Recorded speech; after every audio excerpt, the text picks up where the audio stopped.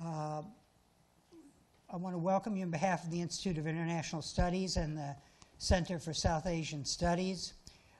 This is the Sanford S. Elberg Lecture Series.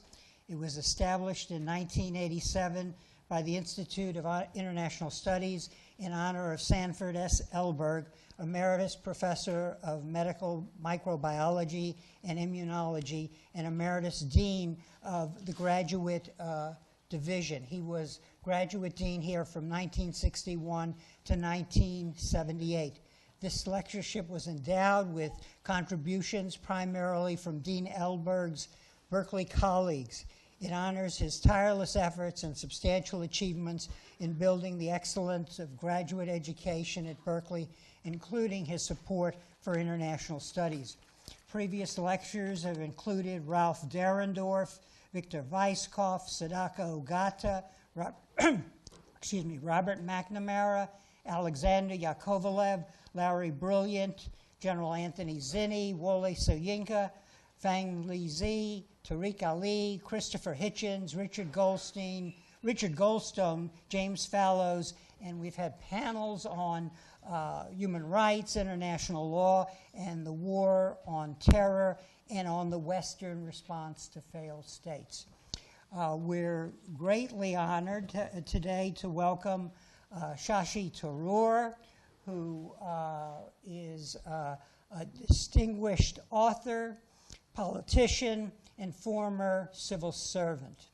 Currently, he is a second-term member of the Indian Parliament representing Trivandrum constituency, and he is chairman of the Parliamentary Standing Committee on External Affairs. He has previously served as Minister of State for Human Resource Development and Minister of State for External Affairs in the Government of India. During his nearly 3-decade-long prior career at the United Nations, he served as a peacekeeper, refugee worker, and administrator at the highest levels, concluding with the position of Undersecretary General during Kofi Annan's leadership of the organization.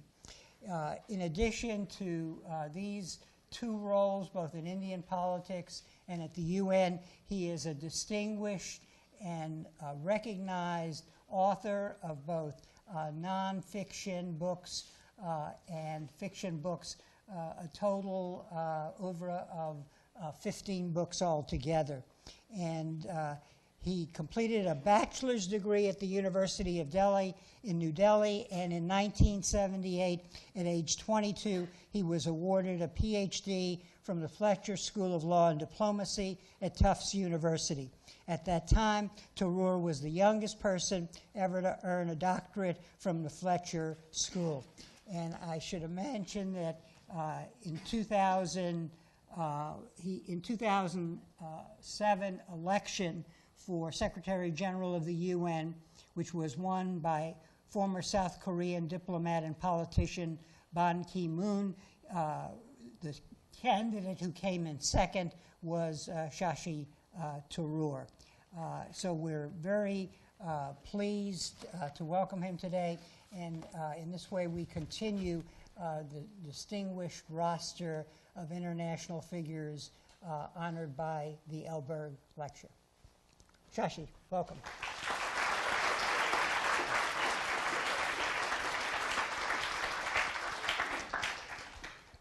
Thank you very much, Harry, and I must say, listening to that very impressive roster of Elberg lecturers, I was struck by the coincidence that I've actually met all of them, and they are a very, very impressive list indeed. So it's a great pleasure to be following in their footsteps and to see you all here.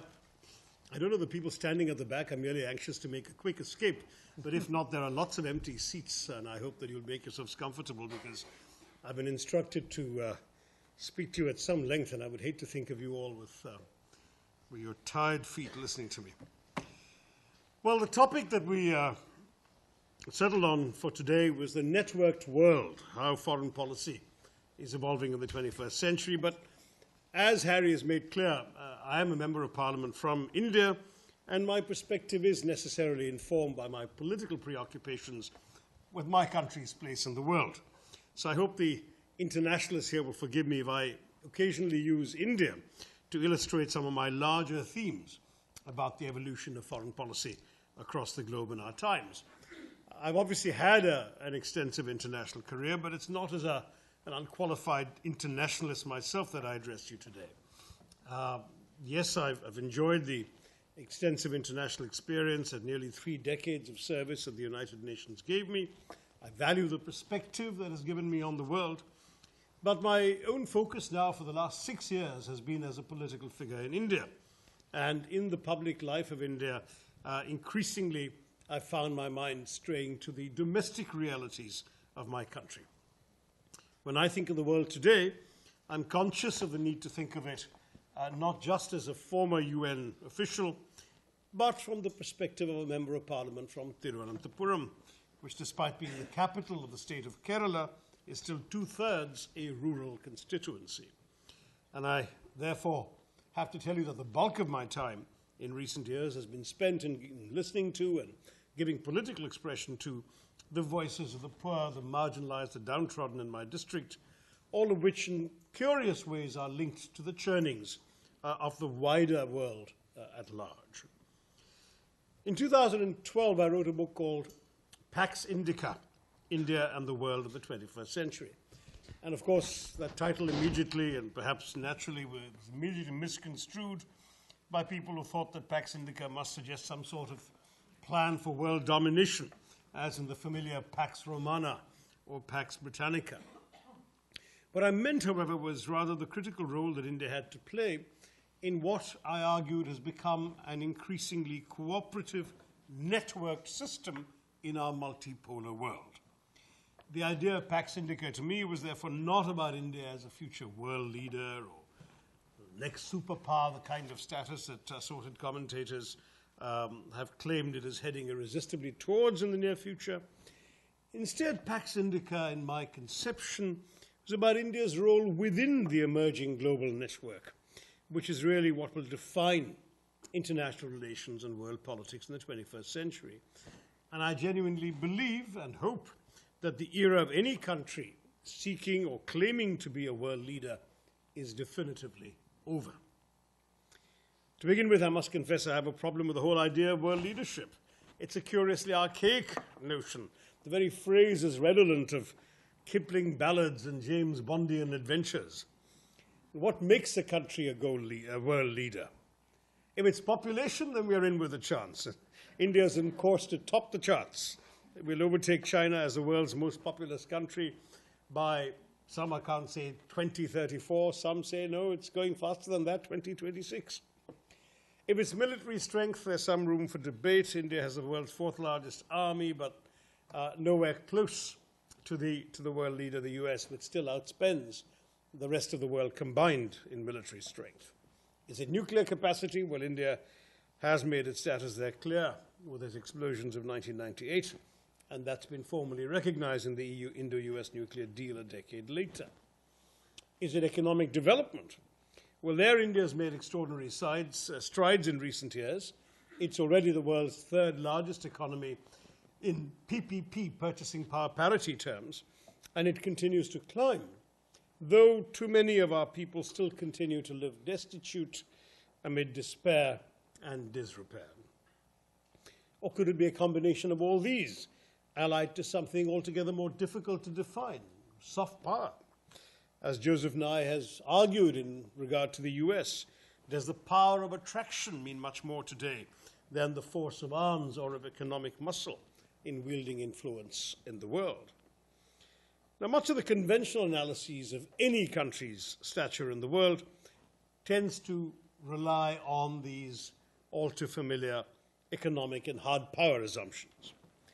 But as India's example demonstrates, and we in India are famously a land of paradoxes, and amongst those paradoxes that many speak of India as some sort of great power of the 21st century, when we're not yet able to feed, educate, and employ all of our people. So I would say that it's not just economic growth, military strength, even population numbers that you should point to when you think of a nation's potential role in the world of the 21st century. Rather, it's much more the transformation of the terms of global exchange and the way countries adapt to the new international interlinked landscape that will shape their future role and direction. So far from evolving into a world leader, as an Indian, I would say that India will become an active participant in a world that is no longer defined by parameters like superpowers or great powers exercising world leadership. Now, the clear distinctions of 20th century international relations have today evolved into something more complicated to define. We're living in a world marked by the paradox of two seemingly contradictory coexisting forces, those of convergence and of disruption. First are the forces of globalization, irresistibly transforming the world, and the information technology revolution that brings to our breakfast tables and our mobile phones and our living rooms snippets of information and glimpses of events from every corner of the globe in real time. These are the forces of convergence that have made the world one village, one market, one audience. And then there are the other forces, the changes that terrorism has wrought in us, the talk increasingly in the last 20 years of a clash of civilizations, the rise in violent manifestations of intolerance, and now, of course, the armed conflicts in Iraq and Syria, Yemen, and elsewhere. These are the forces of disruption that threaten to create new divisions between haves and have-nots, between North and South, between people of different creeds and cultures and religions. These two groups of phenomena are clearly pulling us together and driving us apart at the same time. So the old binaries of the Cold War era are no longer relevant. New binaries have come up. And at the same time, the distinction between domestic and international is not one of those binaries. It's less and less meaningful in today's world because one is tied to the other much more closely than it might appear. Foreign policy is no longer just foreign. When we think of foreign policy, we have to think of its domestic underpinnings and its domestic implications. The ultimate purpose of any country's foreign policy has to be to promote the security and well-being of its own citizens. We want a world that gives us the conditions of peace and security that will permit us to grow and flourish, safe from foreign depredations, but open to external opportunities. Now, even as a former UN official, I'm perfectly aware that the institutions of global governance today in this interlinked world have been expanding well beyond the United Nations. There are selective intergovernmental mechanisms like the G8, or G7 as they've become again, military alliances like NATO, sub-regional groupings like the Economic Community of West African States, one-issue alliances like the Nuclear Suppliers Group. But those are all states, and you've got other kinds of arrangements. Writers connect under International PEN, soccer players in FIFA, athletes under the International Olympic Committee, mayors in the World Organization of United Cities and local governments, bankers listen to the Bank of International Settlements, businessmen to the International Accounting Standards Board. The process of regulating human activity above and beyond national boundaries has never been more widespread.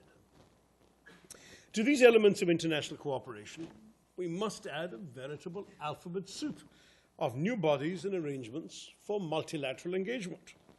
We're living in a world in which one defining paradigm for foreign policy is impossible. As I said earlier, the binary Cold War era is over.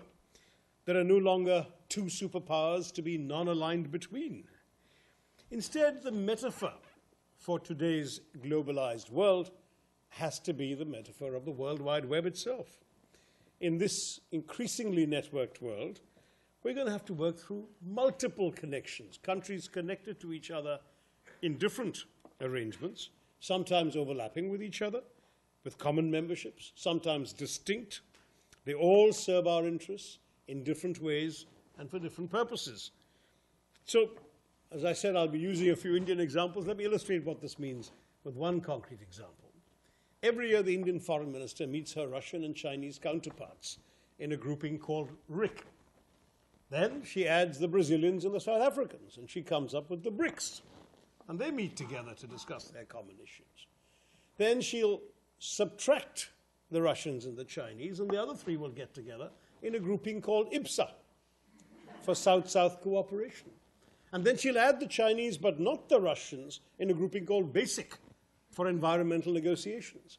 And of course, it helps that India is the only one that's a member of all of these, and not merely because its name begins very usefully with that indispensable element in any acronym, a vowel, but also because these groupings are all useful to each member for different ways and different subjects for different purposes. And in each of them, each member has a valuable contribution to make.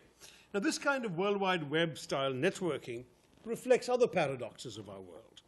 India can play an influential role, for example, both within the United Nations, a universal organization with 193 member states, but also in its own neighborhood with SAARC, the South Asian Association for Regional Cooperation, that only has its 7 neighbors. It belongs to both the non-aligned movement, which reflects India's experience of colonialism, and to the community of democracies, which reflects its 65 years of experience as a democracy, alongside the very countries it's bitterly denouncing in the non-aligned movement. Or take the fact that India is a leading light of the Global Trade Union of Developing Countries, the G77, the group of 77, which actually has 120 countries, but that's not the matter. But it also is a member of the global management of the world economy in the shape of the G20, where global macroeconomic policy is being made by the world's biggest economies. Now, I speak as an Indian that this is an example of how a country like India has the great ability to be in all these institutional networks, pursuing different objectives with different allies and partners, and in each finding a valid purpose that suits itself and the other members. So when I was minister, I suggested that India had essentially moved beyond non-alignment to something I call multi-alignment. I must admit the phrase hasn't caught on, but that's what I meant, these multiple links around the world. And what I've said about India is true of most countries. You can take your own country, if you come from a different country, and trace similar links to the ones I've described, and you'll see what I mean by the networked world. But why limit ourselves to thinking about organizational structures and its member states alone? The world has changed in other ways too. The inescapable reality of our times is that of globalization, which affects everything and, of course, lurks behind our most commonplace headlines. I don't know, the evening is too young for me to risk this terrible joke, but it was a good one time. You all remember the headlines a few years ago commemorating the 10th anniversary of the tragic death of Princess Diana. Now, why am I mentioning this? What's this got to do with globalization? Well, think of it this way. An English princess with a Welsh title leaves a French hotel with an Egyptian companion who has supplanted a Pakistani. She gets into a German car with a Dutch engine and is driven by a Belgian chauffeur full of Scottish whiskey. They're then chased by Italian paparazzi on Japanese motorcycles or scooters into a Swiss-built tunnel where they crash. A rescue is briefly attempted by an American doctor using Brazilian medicines, and the story is now being told to you in Berkeley, California, by an Indian member of parliament from Thiruvananthapuram. That's globalization. So, the world has all of these extraordinary connections, and I'll give you a different kind of illustration of how much the world has changed and is changing. A generation ago, the US led the world in every category, right? You made the biggest planes, built the tallest buildings, had the largest malls, created and sold the most innovative products, produced the most millionaires. Today, the smartest executive jets in the world are made by Embraer of Brazil. The tallest building in the world is currently in Dubai, which has just overtaken the previous tallest building, which was in Taipei, and which in turn overtook one in Malaysia. The world's biggest plane is being built in Russia and Ukraine. The world's largest Ferris wheel is in Singapore. The biggest shopping mall is in Beijing.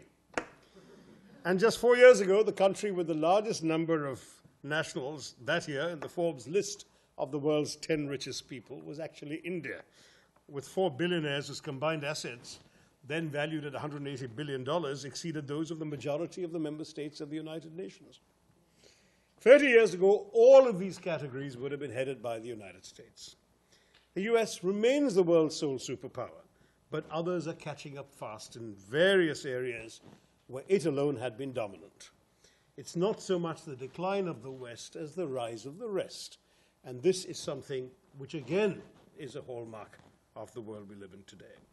So today, whether you're a resident of Delhi or Dili, I mean, the capital of India or the capital of Timor-Leste, Thailand or Taiwan, or whether you're from Chennai or China, it is simply not realistic anymore to think only in terms of your own country. Global forces press in from every conceivable direction. People, goods, and ideas cross borders and cover vast distances with ever greater frequency, speed, and ease.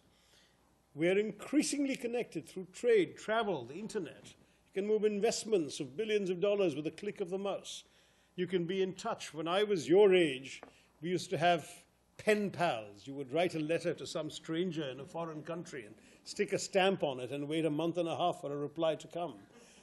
Today, you can deal with strangers half a globe away with a few strokes of a keyboard to an email address. I mean, the transformations that have happened now, what we watch, what we eat, even the games we play have all crossed all conceivable limitations and boundaries.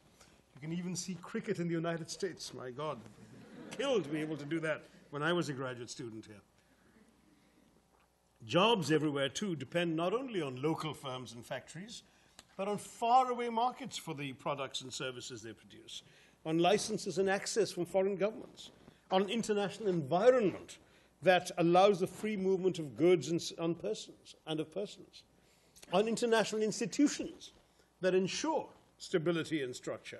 In short, on the international system that sustains our networked and increasingly globalizing world. Now,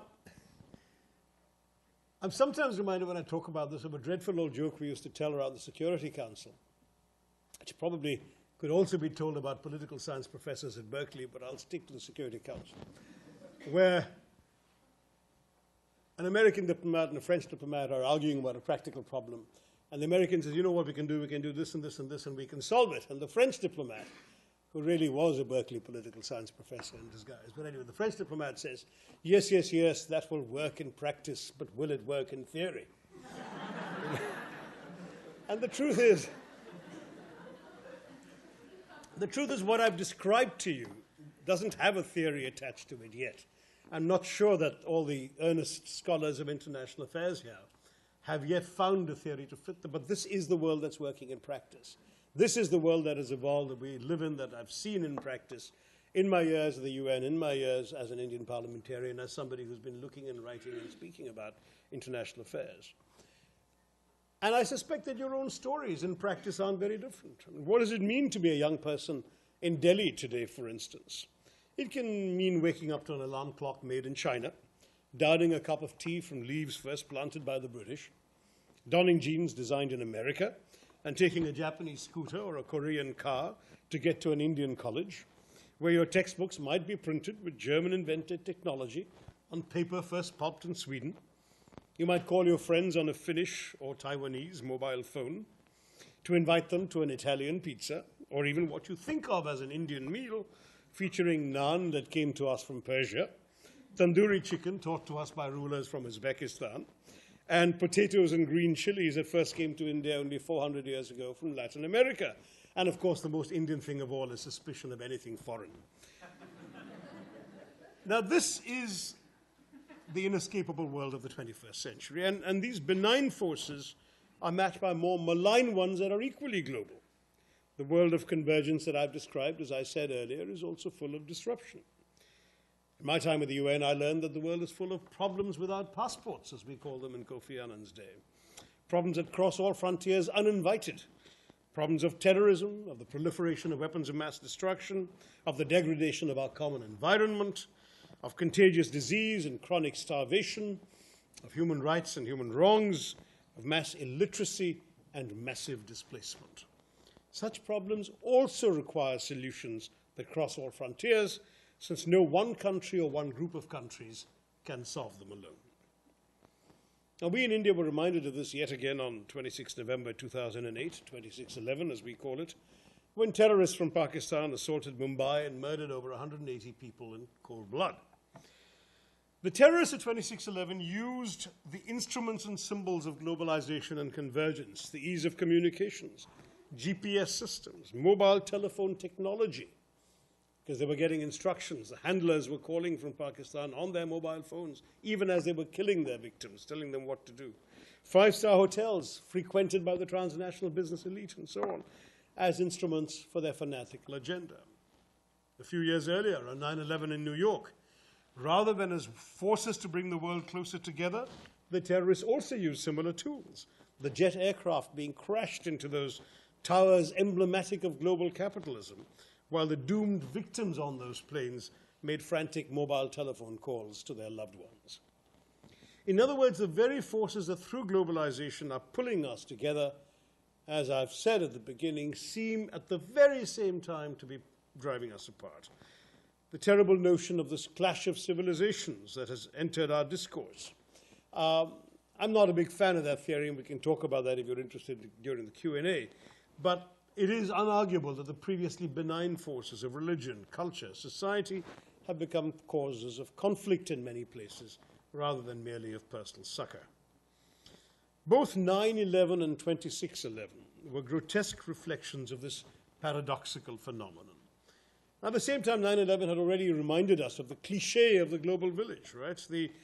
A fire that starts in a dusty cave or a thatched hut somewhere in some remote corner of the global village, which nonetheless blazes strong enough to melt the steel girders holding up the tallest skyscrapers at the other end of the global village. In such a world, issues that may have once seemed very far away are very much in your backyard. What happens in East Asia or South Africa, from protectionist politics to deforestation and desertification to the fight against AIDS, can affect your lives where you live in North America. And your choices anywhere. What you buy, how you vote, can resound far away. As someone once said about water pollution, we all live downstream. We're all interconnected, and we can no longer afford the luxury of not thinking about the rest of the planet in anything we do. So to my young listeners at this university, let me say that in our 21st century world, you're likely to spend a lot of your adult lives interacting with people who don't look, sound, dress, or eat like you. That you might work for an internationally oriented company with clients, colleagues, or investors from around the globe. That you're likely to take your holidays in more and more far-flung destinations. Of course, all of this may already be true for many of you here. The world into which you will grow will be full of such opportunities, but along with such opportunities, you will also find yourself vulnerable to threats from beyond our borders. Terrorism, of course, but also transnational crime syndicates, counterfeiters of currency, drug smugglers, child traffickers, internet spammers, credit card crooks, and even imported illnesses like swine flu. Now, wouldn't you want your government to devise policies to deal with such challenges that would affect your and one day your children's lives? Should such policies in an ever more interdependent, networked world even be called foreign policies? One of the reasons that foreign policy matters today is that foreign policy is no longer merely foreign. It affects you right here where you live.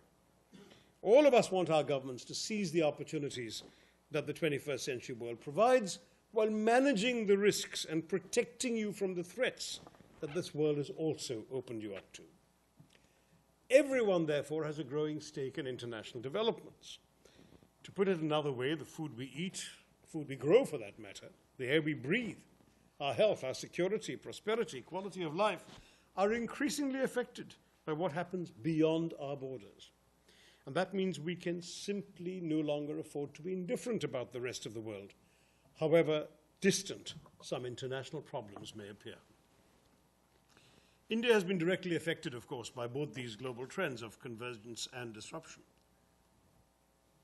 On the one hand, we're a far more globalized economy than most, and more so than we ever were in the days when we raised the protectionist barriers to shield us while we developed our autonomous national capabilities.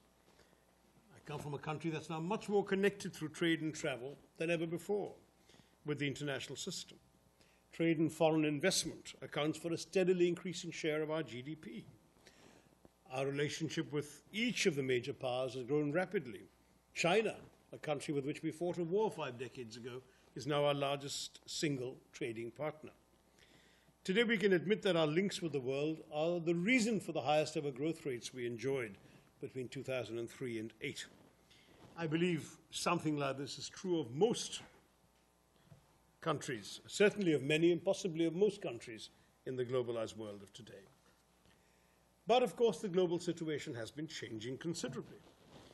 Politically, we are entering a period of transition from dominance by a single power, and you know which one that is, to a more balanced distribution of power in the international system, though this still falls short of true multipolarity.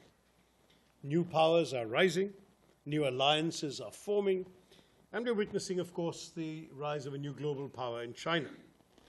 Challenges in our immediate neighborhood, from an Indian point of view, have made us in India conscious that our development is vulnerable to the impact of forces and events across our borders. But that's also true of most countries. As the world transitions to something like real multipolarity, we should realize that the existing power holders can hardly be expected to easily cede power to others. Even if in academic seminars you might have the notion of new rising powers taken for granted, the fact is no formally risen power is prepared to fall today. Many will seek to stay in place, even if it means continuing the existing inequities in the international order. In turn, this will mean an opportunity for other countries to build new coalitions with each other in their efforts to find a better place in the sun. This could lead to clashes. I didn't imply, I hope, that all coalitions and all networks were necessarily benign and constructive. But the clashes could be avoided if the entire international architecture is reshaped cooperatively, an objective that I certainly feel my country should work towards. And that brings me back to global governance, a phrase I've used once or twice already. It's kind of a phrase that's rather like Englishmen discussing the weather. You know, everyone talks about it, but no one actually does anything to change it. The principal institutions of global governance today are those that emerged after the disasters of the first half of the 20th century. In the first half of the 20th century, the world saw 2 world wars, countless civil wars, mass expulsions of populations, and the horrors of the Holocaust and Hiroshima. Then things changed. In 1945 and after that, a group of far-sighted leaders were determined to make the second half of the 20th century different from the first. So they drew up rules to govern international behavior, and they founded institutions in which different nations could cooperate for the common good. That was the idea of global governance, right? To foster international cooperation, to elaborate consensual global norms, and to establish predictable, universally applicable rules to the benefit of all. This has worked, but it seems increasingly out of date.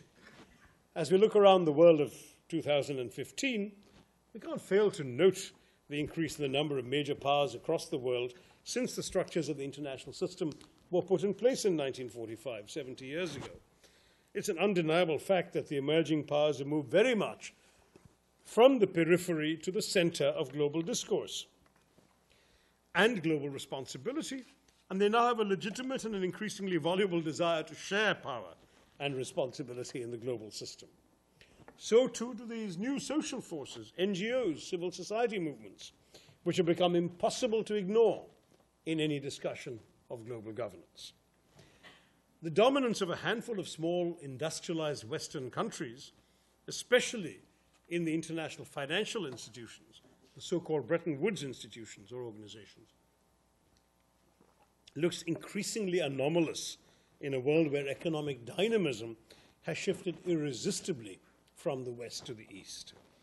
With all of this and the emergence of new powers and forces which, unlike China, were omitted from the high table in 1945, we have clearly reached a point where there is a need for a system redesign of global governance to ensure that all countries can participate in a manner commensurate with their capacity. As the line goes, you're either at the table or on the menu. more and more countries have had enough of being on the menu and want to claim a seat at the table. Clearly, what we're looking for is a more inclusive multilateralism, and not, as some Americans once suggested, a sort of G2 condominium between America and China. There's a consensus in our country, in India, that India should seek to contribute to international security and prosperity, to a well-ordered and equitable world, and to democratic sustainable development for all. This means that in the wake of global economic, of the global economic crisis that's affected all of us in the last few years, that we must work to redistribute power in the international financial institutions like the IMF and the World Bank, as well as in the political organs of global governance, such as the UN Security Council. It's simply not reasonable to run the world's premier international organization on the basis of the geopolitical realities of 1945 rather than of 2015. To start with the UN itself, the issue of UN restructuring must be pursued in an environment in which change is the only constant. If I may be permitted the indulgence of a brief personal reminiscence, it would relate to how much my old organization, the UN, has been transformed in the career span that Harry briefly summarized of this one former UN official standing before you. If I'd even suggested to my seniors when I joined the organization back in 1978 that the UN would one day observe and even run elections in sovereign states, that the UN would conduct intrusive inspections for weapons of mass destruction, impose comprehensive sanctions on the entire import-export trade of a member state, and that to a medium-sized member state, not a small one, create a counter-terrorism committee to monitor the actions of national governments against terrorists, or set up international criminal tribunals and coerce governments into handing over their own citizens, sometimes their own former presidents, for trial by foreigners under international law. If I had said any of these things in 1978, I'm sure my seniors would have told me that I simply did not understand what the United Nations was all about. And indeed, since it was the late 1970s, they would have probably asked, young man, what have you been smoking? And yet the UN has done every one of these things during the last 2 decades and more. It's a reflection of how much the world around us has evolved since the era when the Cold War seemed frozen in place, borders seemed immutable, and the Soviet Union looked like it would last forever. If all of those things could change so dramatically within one generation, shouldn't we expect and indeed work for similar changes to happen in the course of the next generation? And if so, how do we want the world that will emerge to be organized? This leads me almost inevitably to UN reform. It's kind of a malady where all the doctors gather around the patient. They all agree on the diagnosis, but they can't agree on the prescription. And that's the problem we have. The diagnosis is clear. Just to cite three quick examples. When the UN was founded, the Security Council had just 11 members, but out of a total UN membership of only 51 countries, right?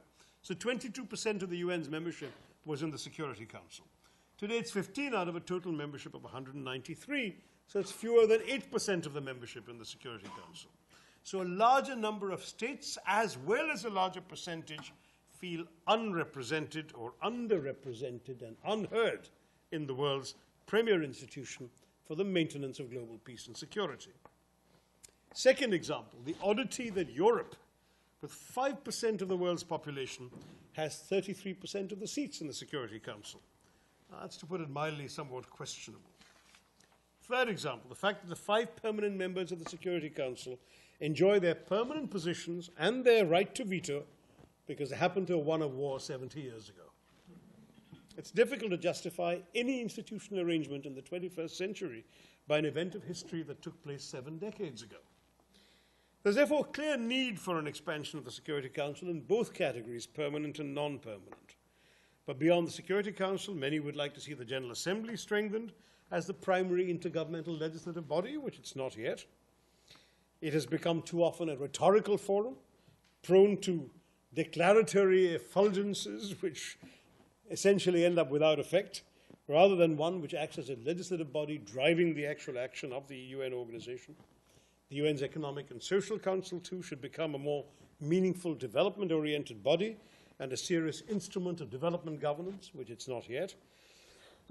And a greater sharpening is also required in the focus and operational efficiency of the UN funds, agencies, and programs, whose effectiveness is so important for so many of the world's vulnerable and developing people. The international financial institutions set up at Bretton Woods in 1944 are also in need of reform, since they too reflect the realities of a vanished era. Belgium, until 2008 to 2009, disposed of exactly the same weighted vote as China in these institutions. Belgium, okay? And China, the world's second largest economy. Now, the G20 summit in Pittsburgh in September 2009 set in motion a process for a global redesign of the international financial and economic architecture, though after an initial shift, it hasn't yet achieved its own objective of full parity between the developed economies on the one hand and the emerging or developing and transition economies on the other. Still, with Pittsburgh, the G20 started emerging as the premier forum for international economic cooperation. The G20 has become a meaningful platform for North-South cooperation and dialogue precisely because the South is not completely outweighed and outvoted by the North in the composition of the G20. I think that countries like India must use their positions on the G20 in the grouping to pursue a long-term objective of broad parity between the developed countries and the developing and transition economies in these institutions. After all, the recent global financial crisis showed that the surveillance of risk by international institutions and early warning mechanisms are needed for all countries. Where was the economic crisis? It was here in the developed West, in the so-called rich countries. It's important that in the context of global governance, the developing countries should have a voice too in overseeing the global financial performance of all nations, rather than it simply continuing to be a case of the rich countries supervising the economic delinquency of the poor, because that simply is not a reflection of reality anymore. The world economic crisis, after all, started as a financial crisis at the heart of the Western system, and it's not yet ended. Ask the Greeks if you think it has, you know. Now, fortunately, yes, well, a country like India has been affected. Everyone has. It's been one of the few economies that continue to show growth and is expected to attain more than 7% in our current fiscal year. But it's not clear that the world is going to enter an expansionary phase in the global economy anytime soon. Our search for markets, technology, resources to fuel our growth will be more complicated than it has been in the recent past. So coming back to the Indian example, while India's strategic goals must remain the same in this networked world I've described to you, to enable the domestic transformation of India by accelerating our growth, preserving our strategic autonomy, protecting our people, and responsibly helping to shape the world, achieving these goals in the present economic climate in a networked world will be a challenge to our skill and ingenuity. As protectionism grows and closes markets, as credit is sucked back into developed country economies for their own stimulus and recovery, every country will have to rely more on growing its own domestic market. And so the importance of every country, particularly developing countries, using this international system to pull their own poor people out of poverty and into the 21st century global economic system becomes all the more essential. But if you take countries like India trying to do this, and as I say, like India, because there are many countries who are trying the same thing themselves, the energy demands this process will make on the world will be huge. And certainly in India, we're conscious we must pursue this responsibly through a mix of efficient and environmentally friendly means. So hydroelectricity, wind electricity, solar electricity, nuclear, all of this is being pursued in India, in addition to the still unavoidable thermal and petroleum or gas-driven forms of energy. And then our foreign policy must serve this objective too, which is why the Indo-US nuclear deal was so important a step in this direction. We have to amend our climate change policies to respect global concerns about global warming while preserving the capacity to do something. After all, there are 600 million people in India who cannot take for granted what any American can, that you can flick a switch on a wall and be bathed in light. That isn't available to nearly half our population. We need to be able to make that possible. We've got to connect the deprived and excluded amongst our people to the opportunities the 21st century offers. Our demand for food will inevitably rise as well. India's and other growing developing countries. India's estimate the demand for food may rise by 50% in the next 2 decades as a result of our growing population, their rising affluence, and the improved dietary possibilities available to a larger middle class.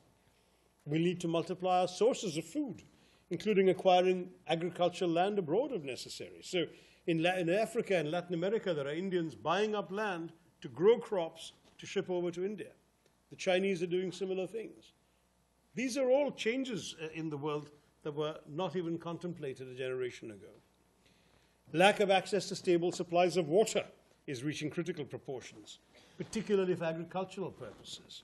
And the problem will worsen because of rapid urbanization everywhere in the developing world over the next 20 years. So you'll need skillful and creative diplomacy to ensure that interruptions in the flow of water across borders do not bedevil relations with your neighbors. And at the same time, I want to keep underscoring the initial point that foreign policy is basically about fulfilling domestic objectives. But as an Indian, let me say, we can't afford to forget that if we succeed, or when we succeed, in our national transformation, we will be including more and more of our people in the great narrative of hope that has been the narrative of social and economic development in the West over the last 200 years. We'll be connecting 500 million Indians, perhaps, to their own country and to the rest of the world. 500 million Indian villagers will join the global village. I mean, that's an exciting prospect in some ways, and I'm sure for some an alarming one.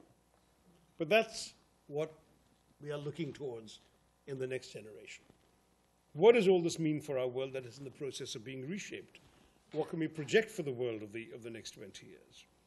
It follows from what I've said that the international system, as constructed following the Second World War, will be almost unrecognizable by, let's say, 2030, owing to the rise of the emerging powers, the transformed global economy, a real transfer of relative wealth and economic power from the West or the North to other countries in the global South, the growing influence of non-state actors, including terrorists, multinational corporations, criminal networks, in this networked world.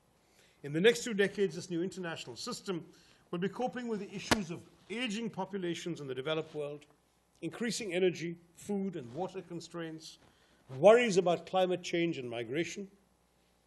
The transformation of a country like India will mean that resource issues, including energy, food, and water, on all of which demand will outstrip projected available supplies, as soon as the next decade or so, will gain prominence on the international agenda. The need for increased, more democratic and more equitable global governance, therefore, cannot be denied. And if you look further, growth projections for the BRICS countries indicate they will collectively match the original G7 share of global GDP sometime between 2040 and 2050.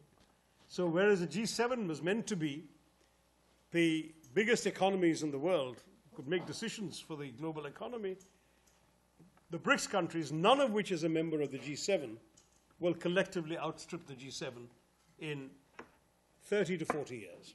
That's the kind of world we're looking at. And they'll all, of course, continue to enjoy relatively rapid economic growth and will therefore want to strive for a multipolar world in which they're amongst the poles in this world. Now, the experts tell us that historically emerging multipolar systems have been more unstable than bipolar or unipolar ones.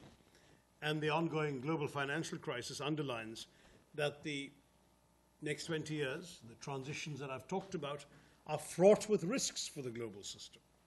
Global policymakers will have to cope with a growing demand for multilateral cooperation when the international system will be stressed by the incomplete transition from the old to the new order.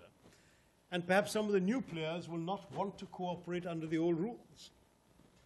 The multiplicity of actors on the international scene could have properly accommodated, add strength to our aging post-World War II institutions, or they could fragment the international system and reduce international cooperation.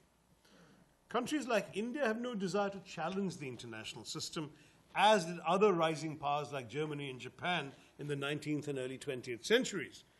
All they want is to be given a place at the global high table. Without that, they'd be likely to volunteer to share the primary burden for dealing, without being given a place at the table, they'd be unlikely to volunteer to share the burden, the primary burden for dealing with such issues as terrorism, climate change, proliferation, energy security, which will concern everybody on this planet. Now, these issues are going to remain key concerns even as resource issues move up on the international agenda. Terrorism, as I've said earlier, is a tragic blight of our times, but its appeal could diminish if economic opportunities for youth are increased and greater political pluralism is offered in many societies.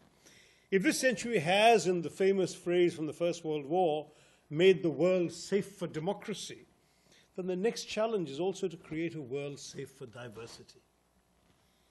It's in India's interest to ensure that the world as a whole must reflect the idea that's already familiar to most Indians, that it shouldn't matter what the color of your skin is, the language you speak, the kind of food you eat, the God you choose to worship or not, so long as you want to play by the same rules as everybody else and dream the same dreams.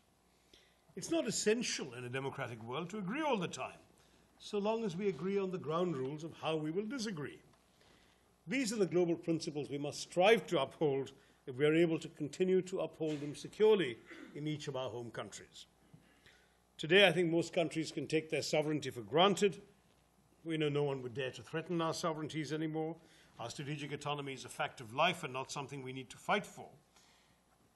We are now in a position to graduate from a focus on our own sovereign autonomy to exercising a vision of responsibility on this networked global stage I've described to you. In the case of India, from a post-colonial concern with self-protection to a new role participating in the making of global rules and even playing a role in creating some of those rules. Well, I think I've taken the 50 minutes you wanted me to. We're all like Egyptian mummies anyway, strapped for time. Let me pull my strands together. My basic point is that we have to think beyond world leadership and global domination to cooperative relationships in a networked world.